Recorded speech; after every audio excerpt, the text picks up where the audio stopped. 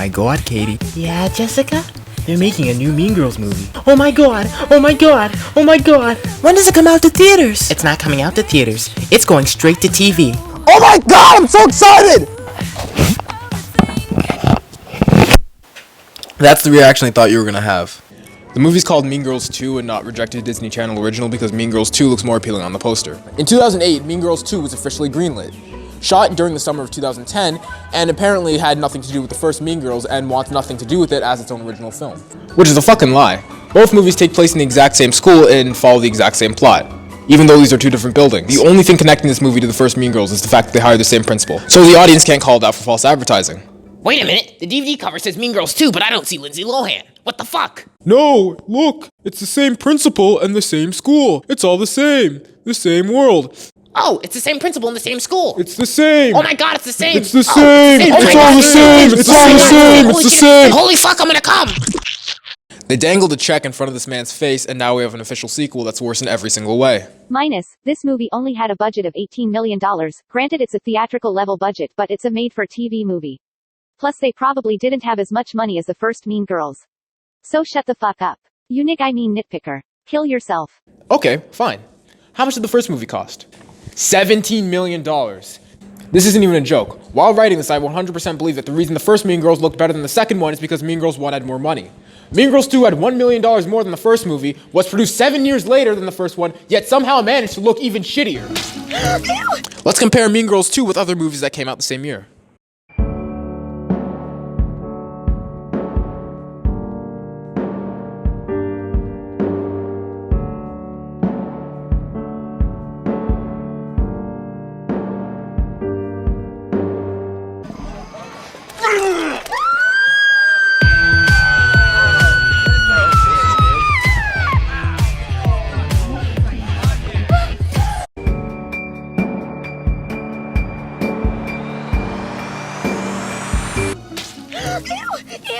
Ew, there's poo on my Jimmy Choo.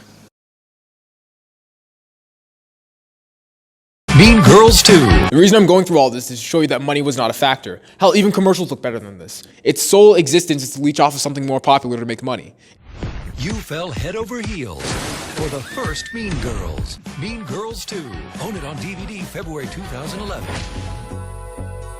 When I first read the script for it, I was like, what? They're making a sequel? I don't know how I feel about this.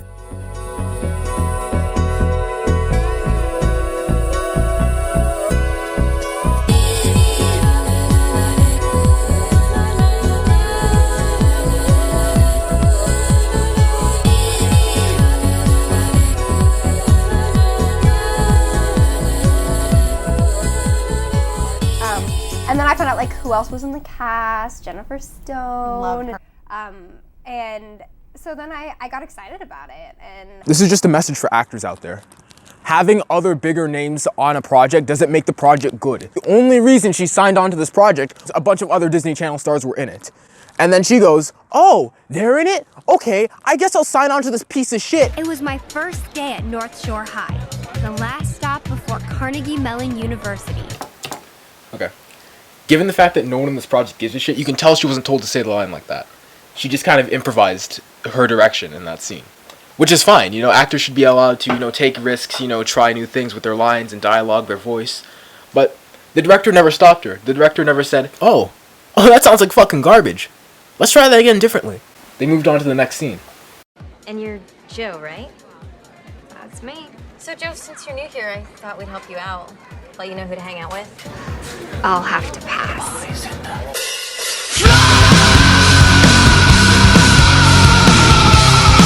There's something in movies and media and literature. It's called tonal inconsistency. Both these movies feel like two different worlds.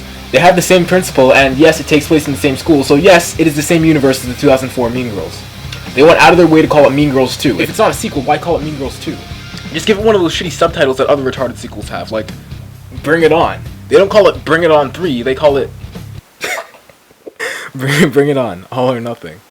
We gathered our forces. But as Okay, stop. You can't gather your forces in high school. The first movie understands that high school is a game of politics and manipulation. You can't fight people out in the open, you have to shit-talk them behind the scenes. It could almost be viewed as a political satire. No one would gather their forces and team up against the popular girls, and if they did, it would be like 2 or 3 people. You can't tell people to stay down out in the open because it's bad for reputation. The entire first movie is built around what people think of you. Maya Walsh is the equivalent of Rachel McAdams' character, Regina George, and she's way meaner. Like the stuff that she does is like borderline illegal. And now we have our love interest. This is Joe's new boyfriend, whose name is...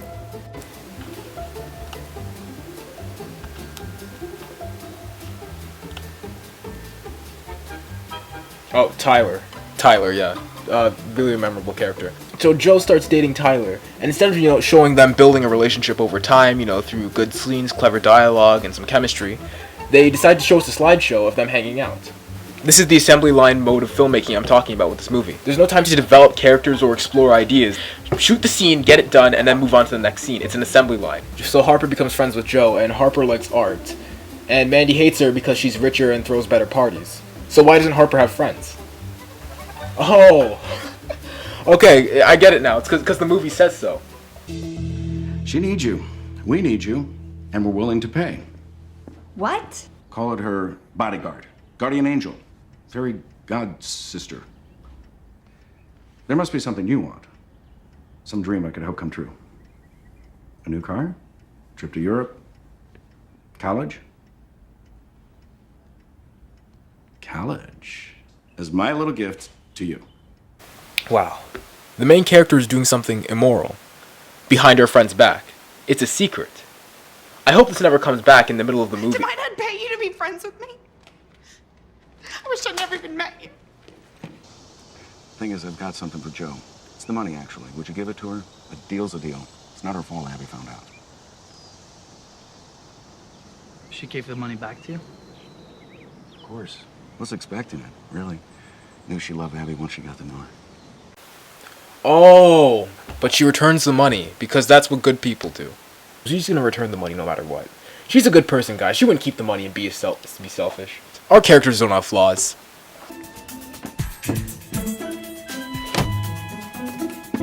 This is gonna be the best senior prank ever. The best. And I'm afraid we found the stolen money. How did that get there? I didn't steal it, I swear. Somebody must have put it there. And I would bet anything it was Mandy. Did you hear about Joe? I can't believe it. What a fake. Jesus Christ, can somebody fire these actors? You mean a real bitch? Wait! As much as we all might like that, I can't let it happen. This is crazy. Shouldn't she be locked up in juvie or something? Yes! I challenge you. Why is he just watching this? He's like a fucking principal. She's expelled. Get her out of the building. To a football game.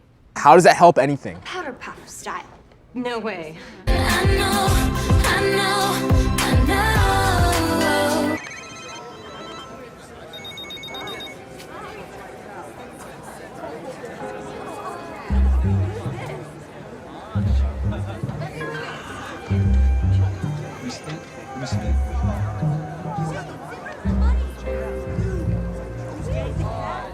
Of course, the cops are just at the game in uniform. I remember when I was in high school, the cops would just attend games, and they wouldn't make their presence known or anything either.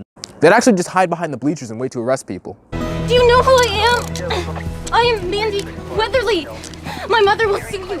How dare you touch me? She'll sue all of you. So, wait, stop. When they thought Joe stole the money, they expelled her.